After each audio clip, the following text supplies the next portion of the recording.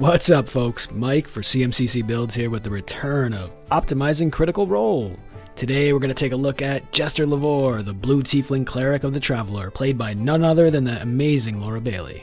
Friendly reminder about my Patreon: if you want to support the channel, get some cool perks, or just say thank you, click that link in the description. If that's not your style, you can always like, subscribe, and share. All those YouTube things, you know what they are. Alright, enough of that. Back to Jester. Laura did a solid job building this character, so most of the changes I've made are relatively minor or include options that weren't even available at the time of Jester's creation.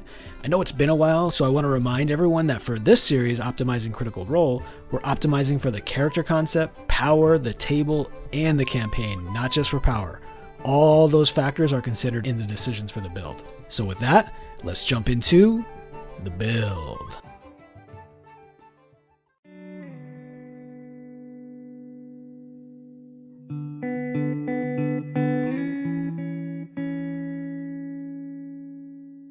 For race, Laura wanted to be some sort of mix between a tiefling and a water genasi. After Matt reined in that idea and forced Laura to choose one as the basis for her character, she obviously went with the tiefling. For my choice, I really wanted to use a variant tiefling, but unfortunately none fit well with that water genasi side of her lineage. None offer spells like shape water, water breathing, create, destroy water, etc. From a pure power perspective, flight is definitely the most powerful racial ability available in the game, and tieflings can get this through the winged tiefling variant. So if we were going pure power, this is the tiefling choice to make. But something about Jester with wings doesn't quite fit for me, but it would be easy enough to make Marion, her mother, a winged tiefling, and Jester could have easily had wings as well. Perhaps it's the fact that Laura cast Thaumaturgy 46 times and Hellish Rebuke 18 times throughout the campaign, but never Darkness for some reason. So losing that for some more powerful features like Flight doesn't quite sit right with me. Pick whichever fits for you though. I'll stick with the bloodline of Asmodeus. Or is it Asmodeus? For stats, Laura rolled a 17, 17, 16, 15, 11, and 10. Folks, if you ever roll stats and get 4 rolls over 15 and a 5th 11 or higher, you need to make a Paladin Bladesinger multiclass. That's not my advice, that's a rule, given to us from the gods themselves and passed down from generation to generation. And now, I pass it along to you. Paladin and Bladesinger. A Bladesinger with smites. Come on. I'm kidding, of course, and if you spent any time on any of the optimization forums, you know exactly what I'm talking about. The point is, Laura rolled well, really well. I personally would not have gone with a cleric with a stat line like that. I'd almost certainly try something like a Dexedin, but Laura wanted to bring the chaos, so Trickery Domain Cleric it is, and that's perfectly fine. We'll put the 11 in Strength instead of the original 16, 17 in Dex, still works great, 15 in Con, 10 Intelligence, 17 in Wisdom, and 16 in Charisma. I'm aware that Laura wanted to have a lower Charisma and a physically stronger character than Vex, which is why she put the stats where she did, but unfortunately that stat line doesn't represent her playstyle or character concept. She was constantly trying to either convince or deceive characters, and let's be honest, pretty much everyone likes Jester in universe. It was a major part of the story. Multiple characters felt romantically drawn to her, she was adored by her friends, and well liked by many more. She was a charismatic personality, so a high charisma score makes sense from a character concept and optimization perspective. With the racial ASI, we now have some flexibility post-Tashas. The +2 will go into our primary stat, Wisdom, bringing that to a 19, which means with only 1/2 feet, we'll be maxed out there. And the +1 can round off one of the many odd-numbered stats. That will go right into Dex, bringing that to an 18. A high Dex synergizes perfectly with a Trickery Domain spell Jester gets in a few levels. Right now, Jester is one powerful level 2 character. We'll stick with the same Charlatan background, which gives proficiency in Deception, Sleight of Hand, and the Disguise and Forgery kits. The False Identity feature allows Jester to forge documents, and that, along with the Forgery kit proficiency, proved useful throughout Campaign 2. For equipment, with an 18 Dex, Jester has the option of getting the best possible breastplate or studded leather she can find. Both will provide a base AC of 16. She also uses a shield and a hand axe, which she barely used, rightfully so, throughout the campaign. For the class, there's nothing tricky here. Start with Cleric and go right through with Cleric. What we're going to do is focus on ASI feat choices, spell selection, and highlight some of the reasons why Cleric, and especially the Trickery Domain Cleric, are so powerful.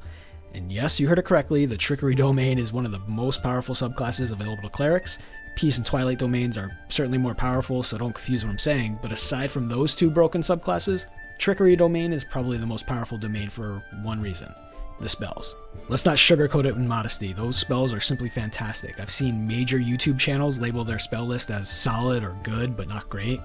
I've seen a recent cleric list ranking Trickery as 10 out of 14 subclasses. No. That spell list takes areas that are lacking in cleric's abilities and just erases them.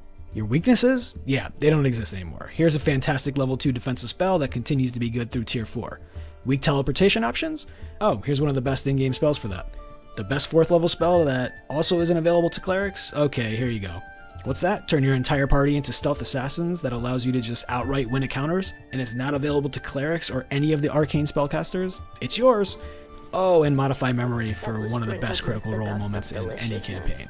Icing on the cupcake? So yeah, Trickery Domain is good, and props to Laura for picking it during a time when many were calling it one of the weaker subclasses. Through the first 5 levels, there are a few choices to make. Laura used the Invoke Duplicity Channel Divinity feature 44 times throughout the campaign. It takes an action to use and uses concentration, so this is not a particularly strong feature, something I'll probably say a lot in this video, but Laura was wise to use it for out-of-combat utility when possible. Although she certainly did use it in combat, I'd steer away from that unless it provides some really great advantage to do so. Instead, the Channel Divinity should be used to turn or destroy undead when that is situationally appropriate, but more commonly to harness Divine Power and regain 1 spell slot as a bonus action. This ability just straight power bumps so many Cleric and Paladin subclasses that have situational or even bad Channel Divinities.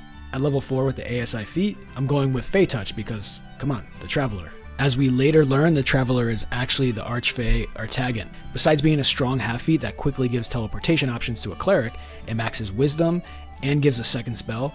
Gift of Alacrity and Bless tend to be the top choices, but Jester hasn't learned Dunamancy and already has access to Bless, so Silvery Barbs becomes the obvious choice. A strong spell that fits with Jester's personality and playstyle. At level 5, Clerics get the spell, one of the best in the game, Spirit Guardians. Before we jump into that, Trickery Domain gives free preparations of Charm Person, Disguise Self, Mirror Image, which can and should be used from levels 3 to 16. Pass Without a Trace, another one of those best spells in the game, which makes Surprise for your entire party a realistic option, and Surprise with a 7-person party just outright wins nearly any encounter. Blink, a solid spell that probably should never be cast because it requires concentration, and Dispel Magic, a fantastic yet situational spell. Now, I don't want to spend too much time on Spirit Guardians other than to say it's a 15-foot radius spell, which is a solid-sized square. Yes, circles are squares in D&D. If you're not sure why, discuss in the comments below. It lasts for 10 minutes, which allows for easy pre-combat castings and even multiple combat uses. It does solid damage, 3d8 and half on a save. It has a rarely resisted damage type, Radiant, and is one of the best spells to upcast in the game. Laura casts this spell 14 times. She casts Inflict Wounds 23 times. Don't do that. Cast Spirit Guardians whenever you can. It's the reason to be a Cleric. And when you can cast the spell, make sure your defenses are locked down. Use spells like Mirror Image, a concentration-free defensive spell that synergizes wonderfully with high dex characters to make sure you don't have to make concentration checks. Make sure those checks are well supported with high con scores and feats, which we'll do. It's even perfectly acceptable and even optimal to take the dodge action rather than cast a spell or attack with the very weak hand axe. Beyond that, the standard Cleric spells are all good preparation options. Bane, Bless, Command, Cure Wounds, Detect Magic, Guiding Bolt, Healing Word, not Inflict Wounds, that's a terrible use of a spell slot. Laura didn't cast Aid a single time, and it's a fantastic second level spell that upcasts really well. Spiritual Weapon is a staple for good reason, and of course Revivify at 3rd level. Must have Revivify. At 6, Cloak of Shadows becomes a channeled divinity option. There's some utility there, but Harness Divine Power is still probably the better use in most situations. At 8, with the ASI feat, take Resilient Con to round off Constitution and help shore up those concentration checks with proficiency in Constitution saves. Also at 8, we take the new Blessed Strikes option from Tasha's. This straight upgrades the useless Divine Strike feature, allowing Jester to add a d8 of radiant damage to a cantrip instead of a weapon attack. The d8 poison damage to a weapon attack from Divine Strike is useless on a subclass that is so spell focused. So this and Harness Divine Power provide strong bumps to an already very powerful subclass. At 10, Clerics get Divine Intervention. I'll wait for the Caduceus video to discuss. At 12, another ASIR feat, and now it's time to get Warcaster. At this point, Jester should never lose concentration on any spell, especially the Spirit Guardians that she'll cast in most, if not all, combats. In addition, Warcaster provides a nice opportunity attack option, so Jester can cast a cantrip like Toll the Dead, which now has another d8 radiant damage added to it. Jester can officially throw away that silly hand axe. And with the ability to cast spells with both hands occupied, if Jester chose to wield a wand, something better than the Wand of Smiles, and a shield, that's completely doable. Through level 12, Trickery Domain provides the Dimension Door spell. Between this and Misty Step, Jester has really strong short-range teleportation options. Polymorph, the best 4th level spell in the game and not available to any other clerics. Laura casts this 50 times, making excellent use of the spell. Very quickly to rehash Polymorph, don't cast it on yourself or enemies. Cast it on allies about to die, or use it for utility like flying. If you use it on yourself in combat to become a mammoth, then every time you get hit, and you will get hit, you have to make a concentration check. Make enough of those and you will probably lose it eventually. Casting it on enemies also provides them with a saving throw. Saving throws should be avoided if possible, because if they make it, you just lost a 4th level spell slot and didn't get any use out of the best 4th level spell in the game. That sucks. And of course, at 11th level, Trickery Clerics get Dominate Person, a solid spell, and Modify Memory, a pretty situational spell that Laura just goes bonkers with and wins the RP of a lifetime award from whoever gives out that award. Other 4th level spells to consider: Banishment, Death Ward, Freedom of Movement, and Guardian of Faith. For 5th level spells, Greater Restoration and Summon Celestial are strong preparations. Scrying is very situational, and yes, Laura loved to use it, so she should prepare it when she plans to use it, but also summon a Celestial once in a while, it'll be worth it. From 12 to 16, clerics don't get much except another ASI feat at 16. Here Laura chose to bump Intelligence because it was at the end of the campaign and she probably wanted to signify that Jester has grown smarter in some way through her friendships and adventures. Since clerics don't get access to absorb elements, this is probably a good time to take something like Gift of the Chromatic Dragon, which will allow for 5 uses at this point, and 6 if the campaign ever continues into tier 4. And the Chromatic Infusion can be gifted to someone like Bo, who has plenty of attacks, but it would have to be used on her staff, unfortunately. Wrapping up spell options, no domain spells past 5th level, but Heal, Planner Ally, and Word of Recall are good options for 6th level spells.